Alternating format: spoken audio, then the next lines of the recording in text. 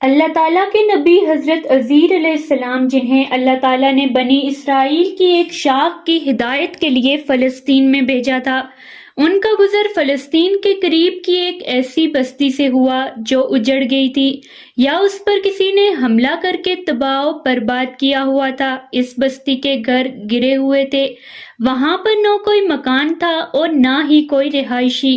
حضرت عزیر علیہ السلام کے ذہن میں خیال گزرا کہ یہ شہر کس طرح دوبارہ آباد ہوگا، یا اس تباہ شدہ بستی کے فوت شدہ لوگوں کو قیامت کے دن اللہ تعالیٰ کیسے دوبارہ زندہ کرے گا۔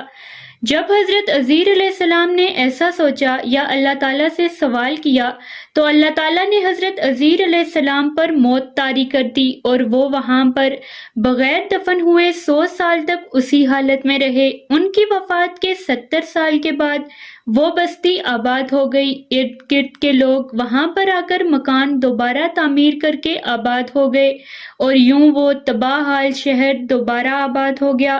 100 سال کے بعد اللہ تعالیٰ نے اپنی قدرت سے حضرت عزیر علیہ السلام کو زندہ کیا اور پوچھا کہ تم کتنا عرصہ یہاں پر اس حالت میں رہے؟ انہوں نے جواب دیا، یہی کوئی 1 دن یا اس سے کم، چونکہ جب حضرت عزیر علیہ السلام پر موت آئی تو وہ صبح کا وقت تھا، اور جب 100 سال کے بعد دوبارہ زندہ کیا گیا تو وہ شام کا وقت تھا۔ حضرت عزیر علیہ السلام نے سمجھا شاید صبح کو نیند آئی اور اب شام کو دوبارہ جاگ گیا ہوں۔ اللہ تعالیٰ نے فرمایا، تم یہاں پر 100 سال رہے ہو، اپنے کھانے پینے کی چیزوں کو دیکھو، وہ ابھی بھی تر و تازہ ہیں، لیکن اپنے گدھے کو دیکھو جس پر تم سوار ہو کر یہاں آئے تھے۔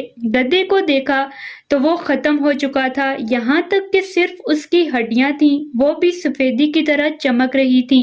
اللہ تعالیٰ نے فرمایا، دیکھو ہم گدھے کی ہڈیاں کس طرح جوڑتے ہیں اور ان پر گوشت پوست چڑھا کر دوبارہ زندہ کرتے ہیں۔ گدھا بھی دوبارہ زندہ ہو گیا۔ تو حضرت عزیر علیہ السلام نے کہا، ہاں، مجھے اس سوال کا جواب مل گیا جو 100 سال پہلے میرے ذہن میں آیا تھا کہ اللہ تعالیٰ اس بستی والوں کو دوبارہ کیسے زندہ کرے گا۔